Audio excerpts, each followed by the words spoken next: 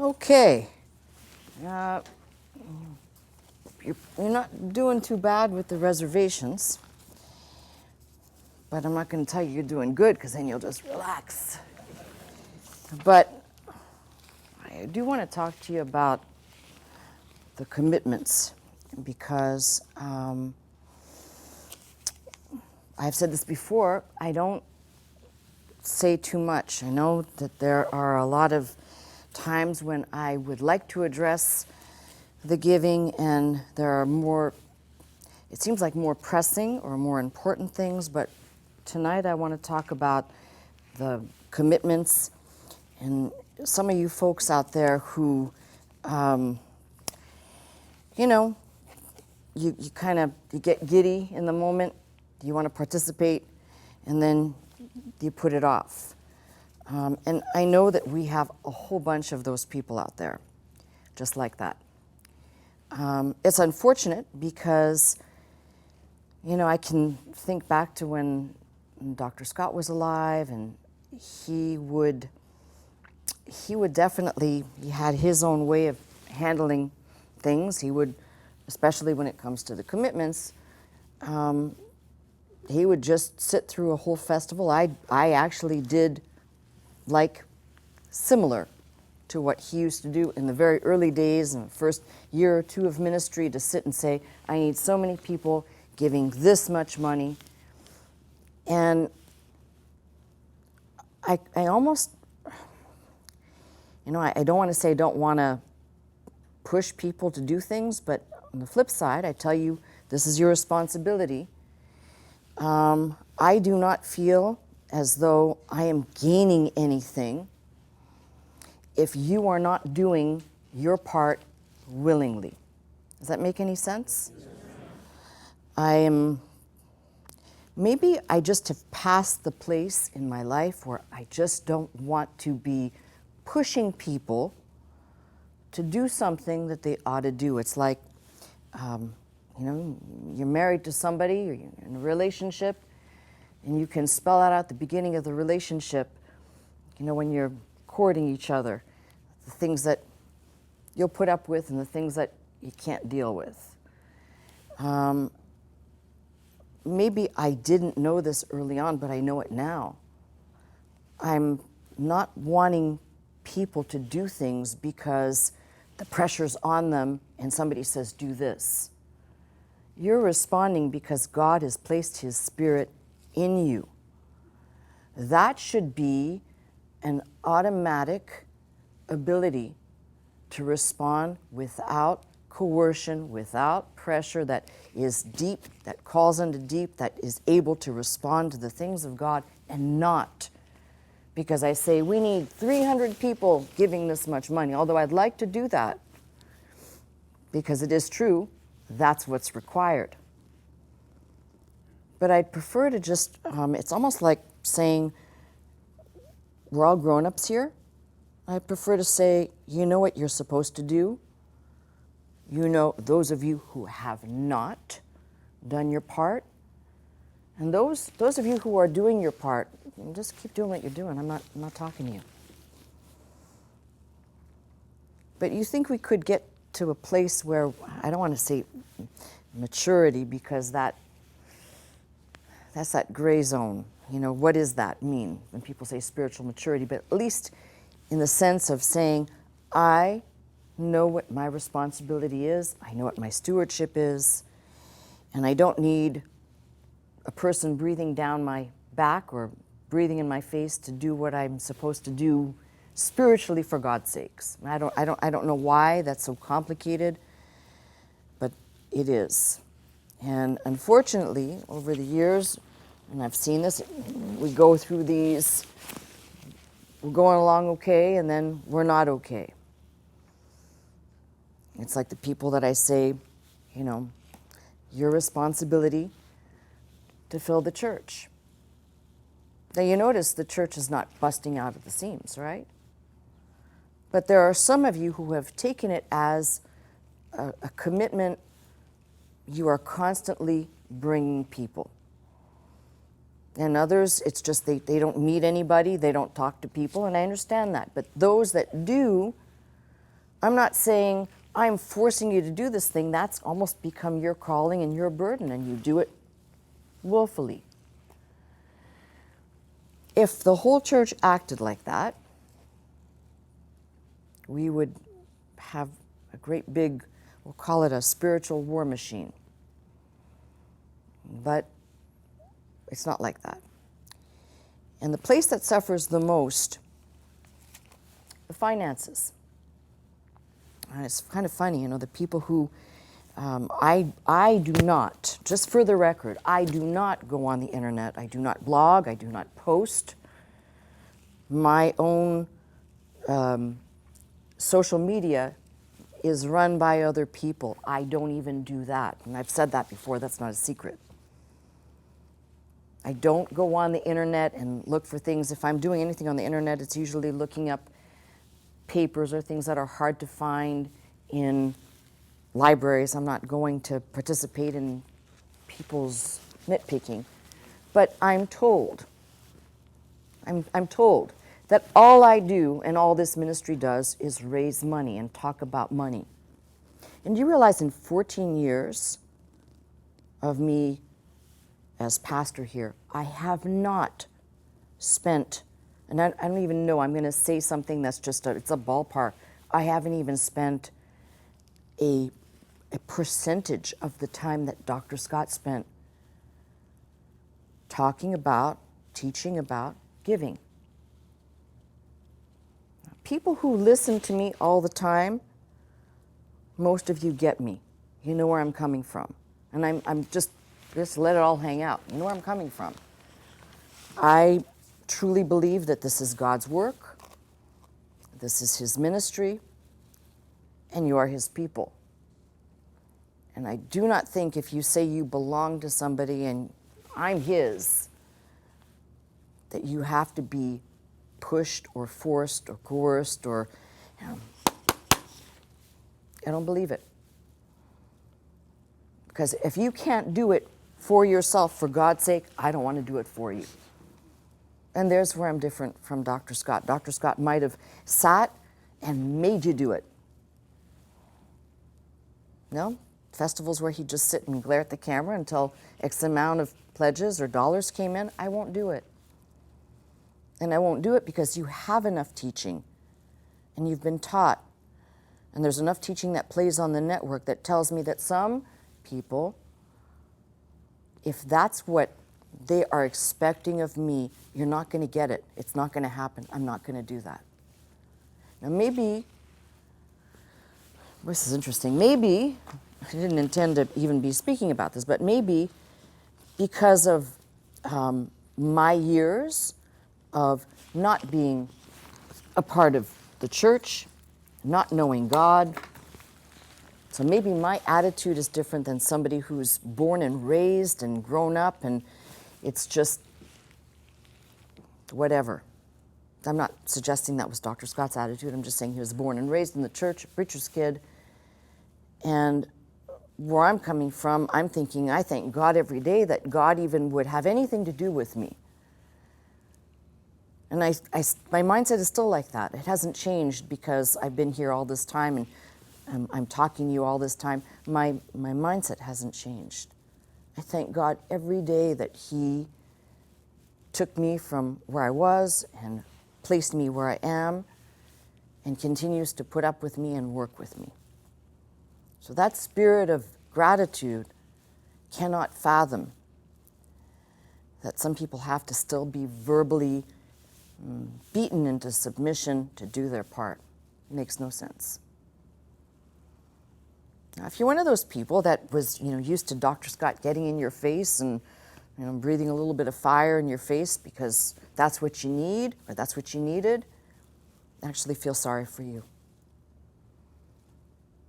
Not everybody is going to walk around being thankful all the time, but a grateful spirit that says, I thank God, and there's just not enough time and not enough money and not enough things to express.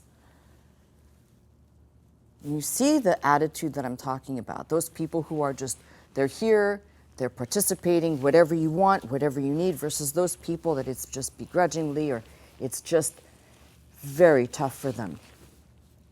And I'm not going to say that I don't want to pay attention or call out those people that it's tough for them. I'm just not going to breathe in your face to try and get you to do your part. So, with that being said, I'm sure that there are a lot of you out there listening, and it's great. You go on the internet, you can watch. It's like anything else. You go online and you can watch, and there's no interruptions. There's no, if you want this program to continue, click the button here. So this ministry, in effect, requires probably the least amount of work or commitment that I could say most ministries require. And so much is given to you in the way of what's provided through the teaching 24 hours a day. We should have twice as many. Just so you know, I'm clear about, I've handled the finances for the church for, I don't know, well over 20 plus years. There should be more than double people participating. There should be twice as many people as we have currently participating. And you who make up the other half that don't participate, you've been warned. It's not going to be like, oh, the program's going to disappear, or the ministry's going to disappear. It's your opportunity. And very frustrating for me because I am well aware of what content this ministry provides. I am well aware that you or I, if we were looking out there, you'd be hard pressed to find a place where you can just learn, where you can just listen. There isn't 1,000 different programs going on with interruptions, and now we're into, we're going to be selling this, and we're going to be promoting this person and this product, and buy this CD. You just tune in, just listen. So it's baffling to me. Now, I tell you, it is an opportunity of faith for me every single day. There's never a lack of faith opportunities, especially when I consider that we still have a budget and bills to pay. And I thank God for the people that help me in the office, but at the end of the day, I'm the one putting together and making the budget adjust essentially to what's coming in. You can't spend more money than what comes in, but the bills still come in. Now that's been my stewardship for all of these years, and somehow I've said to you, we make it. The Lord makes a way for us. It's just. At the same time, as I said, I'm not going to try and lasso people and get you to do your part now. I'm going to pressure you and lay a guilt trip on you. But I'm going to tell you this. The reason why we haven't been able to break out and do other things is because we barely have enough. That's been the pattern, by the way. Barely have enough just to pay the bills and keep everything going. And the opportunities that I have said, well, it's a faith opportunity. The Lord will make a way if I do this thing over here. I've recognized I know the difference between faith and foolishness. So we've just kind of been at a standstill, treading water. Now, the Lord can open up hearts, minds, and pocketbooks. That's his thing. Mine is simply to tell you that, I know that lots of people out there in internet land will tell you, it's just one big place where everything is free, right? And you can just take whatever you want. Well, sorry, friends, not with God. And this is a point of contention that has been a point of contention for many years. It's that double-edged sword. You make yourself out there in the public, you buy time. Like the people in San Francisco, there's my best example for you. The people in San Francisco, we bought time in San Francisco for years on Chiron and had a good time spot. And we would get calls from people in San Francisco calling in when the program aired. If it was 5 people or 10 people or 2 people, it didn't matter, we'd get calls. Love the program, this is great. Can't believe we get to see this on our TV. And then I decided we're not really getting a response. After being on for a couple of years, we're not talking about 6 months or 3 months, we were on there for a couple of years. I don't know, because it'll only be known over there and in heaven, I guess, but right here, I can tell you, we never saw anyone from that time that I think we were on Chiron for a couple of years. Never saw not one person that came to the church, any of the churches, because they were watching in San Francisco. In fact, the few people that gave were sporadic at best, and as soon as we went off the air, they stopped giving. Every program has, the website. It's got all where you can hit every opportunity to watch and listen. Some people have the capacity and they will, and some people don't. And what I did in San Francisco was I loved that time slot, great station, but you can't do it. You can't stay on a station and just keep staying on a station like we stay locally on Channel 11. We get lots of people that call in, get a few people that come, but if I were to gather up the names of people, number of people who have actually attended from Channel 11, and if I were to even guess if we've had people send in an offering, I'm sure we have, but it's been probably very small, and again, not regular. Now, we don't buy airtime so that people come to church, and we don't buy airtime so that people will give. We buy airtime so we can spread the word, and if people are interested, they know where to come afterwards. But then at some point, you just do this. I'm done. The pattern was to go to a new city. You buy time in a new city and you see what happens there. I haven't been able to do that because we just make it with the budget. And some months we don't even make it. The Lord makes it work somehow. I really don't understand. That's why I said to you, it's like the woman with the cruse of oil. I can't say that I even understand, but I know the principle. I know this is what God does. But can you imagine if the twice as many people, that other percent, we'll call it the 50% out there that doesn't do anything, can you imagine if they actually participated? It'd be staggering. We could actually break out of this, what I've called treading water. I told you, I will not put us in a position where the church is in jeopardy. See, many people forget. I don't. When Dr. Scott died, and I know that there were a lot of people who just, flat out, they didn't want to hear about what I said because they heard Dr. Scott say something, and everything that I said in their mind was either a lie or it was minimalized. We had a lot of debt.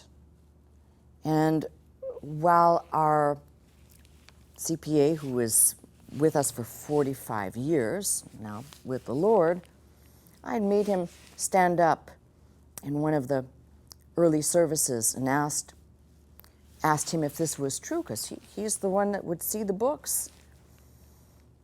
And between him and probably there's 3 or 4 people in this room right now, I'm not even going to look in their direction, who would say absolutely, because they paid the bills with me and they wrote those big checks Some of them were mortgage payments, some of them were balloon payments, but there was a lot. It was literally like a bag with holes. And what's frustrating is some people who didn't believe what I was saying, well, you'd have to be, you'd have to be obtuse and slightly limited eyesight to not walk into a building somewhere and see the roof is leaking and there are 1,000 things that are covered with plastic and broken, and you could make up whatever ideas you want. When it became my responsibility, so the first thing I'm going to do is I'm going to eliminate every debt that we have, which I did. I cut out all the things that I thought were wasteful. First thing was, why have 2 sanctuaries when you can't even fill one? Why? And it wasn't my vision to go downtown, so mine was very simple. For the sake and the future of the ministry, 1 sanctuary, fill that one first. We'll talk about a second one when you fill the first one. That should have been done, mind you. This is not anything towards Dr. Scott. That should have been done about 20 years ago. There shouldn't have been a move to try and expand when the whole infrastructure was kind of messed up.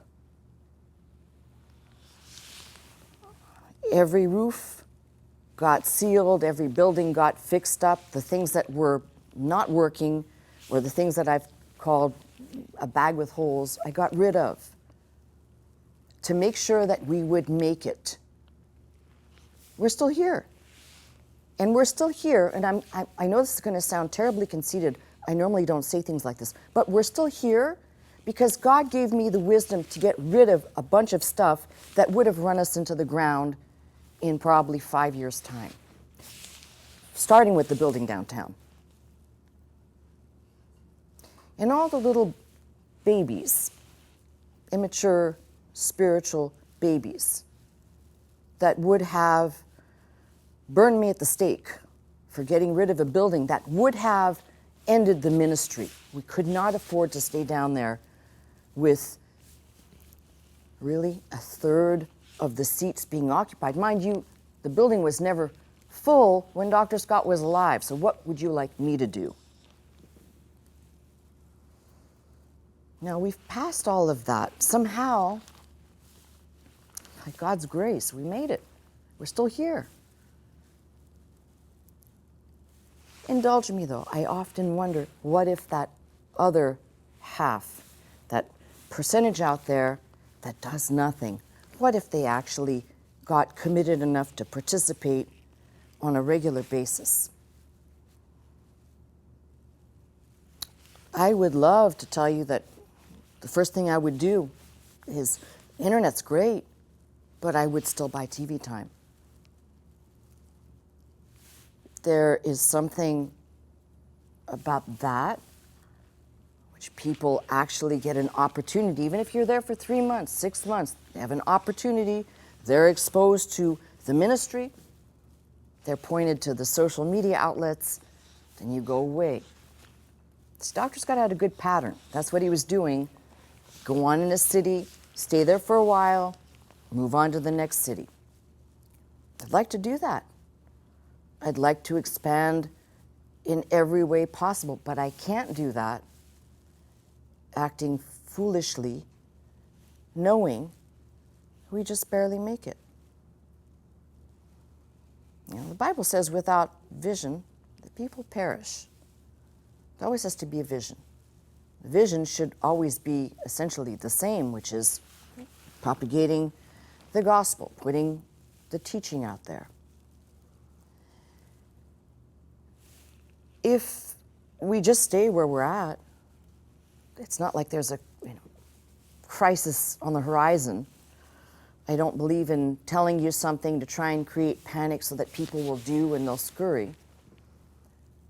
But I sure wish that group of people, and you know who you are,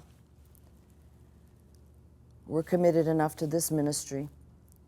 Well, there's a plethora of ministries out there that don't have a message. they don't have anything to say, but they've got, somehow, the devil makes sure they have plenty of money. You ever wonder, if you turn on your TV, how some of these ministries, they're not Bible-based, they're not even Bible teaching. How do they stay on the air? How do they buy so much airtime? How? This program is brought to you by Satan. Official sponsor of that ministry. I don't know. It's always tough for the people of God. It's always tough for the ministry that is focused in the right place. So, I've said this before, the future of the ministry really is in your hands. And you can sit back and you can say, it's not my responsibility to bring guests, it's not my responsibility to get people into the church. And you can equally say, I like to sit luxury at my computer and watch and essentially take whatever, but I don't respond. You should be worried. You, that I've just described, should be worried. Because when God places His Spirit inside of a person, there's a change. Something different happens, and it's not, oh God, I don't want to do this thing. It's like, how quickly, early on in the week, are you making your reservations? Are you thinking about next week? Are you thinking about, it's actually the thing that inspires me every single week. If I were just looking at the sanctuary, I'd say, kind of uninspiring. Not you. I'm not insulting you. I'm saying you would expect something more. But I'm inspired by the fact God's going to give me another chance to come and stand, and maybe God's help, because that's all I can ask for is God's help, to be able to minister and say the right words that will be the thing that God desires for me to share with you, that there be more people participating in this ministry. But I can't make that happen. And as I said, as I started this almost 30 minutes ago, I'm not interested in trying to make people do something. If you think that about me, you don't know me at all. Because I've had time to think about the grace that's been operating in my life. So again, it comes back to an attitude. You can't make somebody have a good attitude. You can't make somebody be grateful. You can't make somebody who's enjoying watching something pick up the telephone or call in and say, hey, I want to give. I want to be there. I'd like to encourage Pastor Scott. I want to write a letter to her and tell her what the teaching means to me. All these things are important, but I'm not going to mandate somebody to do it. You either do it, you respond joyfully, let the joy of the Lord be your portion, whatever that means to you, but it's certainly not some grudging, oh God, yeah. And that's how some people treat church on Sunday, which is rather unfortunate, or how they treat the ministry the rest of the week. It doesn't exist. So, tonight I'm focusing on your commitments, and I'm really hoping that, you know, when you say you get something, you get what somebody's saying, you get them. You know that expression, I get you, or I get what you're saying, get where you're coming from. I'm hoping tonight somebody will get where I'm coming from. And something will click and you'll say, that's not only different, I'm not like this because I want to be different, I'm like this because I believe that you either have the ability to respond, maybe you need somebody to tell you once, I don't know. Maybe you need somebody to tell you twice. But if you're reading the Bible and you're listening to the teaching from this ministry, there should be some light that goes on that says, I should be participating. And like I said, with the amount of people that we have, there's old timers that call in. There are names of people that I've never met. I've only heard other people talk about them. They're legendary. They're old king's houses. I don't know you. I've never met you. They'll call in and say, I used to watch Dr. Scott. Now I'm listening to you and Dr. Scott, and I'm really enjoying the teaching. And I'm thinking, and you either never heard a word Dr. Scott said, or I don't know what you're listening to. Because I'm not here just to take up time. I'm here to tell people this is my way of pastoring. I'm going to put the information out there. I'm going to say, here it is, or you have access to it over here. But I'm certainly not going to try and pull you along and say, are you enjoying this? You know, Scripture says, taste and see that the Lord is good. And you know, you could put emphasis on things and say, taste and see. No, I'm not desiring that. I'm wanting you to have your own experience. And from that, be able to respond. So we're going to see what happens here. As I said, I know that there are people that call in, they give their name. Or my staff will say, this is King's House so-and-so. And I'm thinking, surely these individuals have been taught that if you're not giving, you're a thief and a robber. We're talking about old-timers, not the new folks. The new folks, they've probably been so confused with all the garbage out there, they don't know the difference between what is actually a response from God of giving versus somebody saying robotically, this you must do.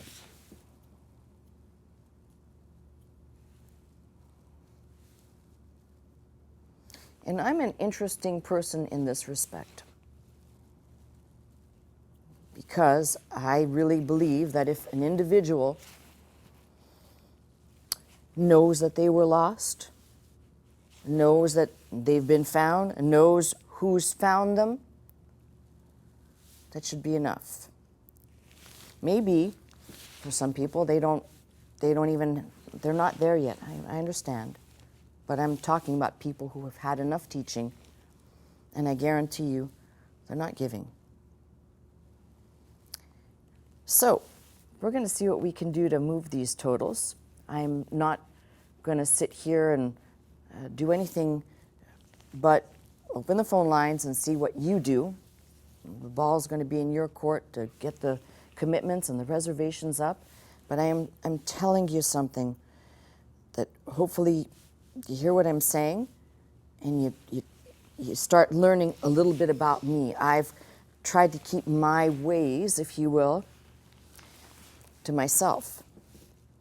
But this is an area where, as I said, as someone who can't fathom that you'd have to tell people more than one time.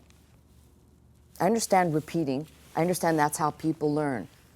But this one thing, you either have the reality check, oh my God, I have been sitting here and eating and not paying and just luxuriating in it and not even, that light comes on and you have that reaction, or you just say, well, who cares?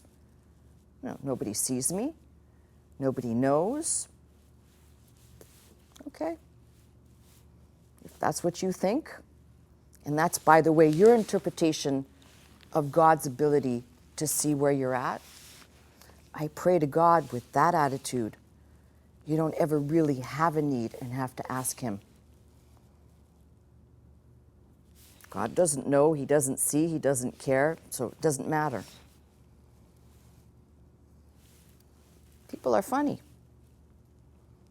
When it's something inconvenient for them, or when it hurts the pocketbook, but if it's something that they actually need, they'll be on their knees, begging and pleading. You know what I'm saying? That's a true statement. Now, I'm not begging and pleading for anything. I'm trying to see who's out there, the people who have the capacity to respond, who haven't. Those are the people I'm talking to tonight. Some of you old-timers who are regular listeners, and whether you call in or not, you know what you're doing or what you're not doing. And for the rest of us here, we're going to see what we can do, and we're going to see if we can get some numbers moving here and see what you do now, because I'm going to open the phone lines, and the next move is yours. Get on the telephone.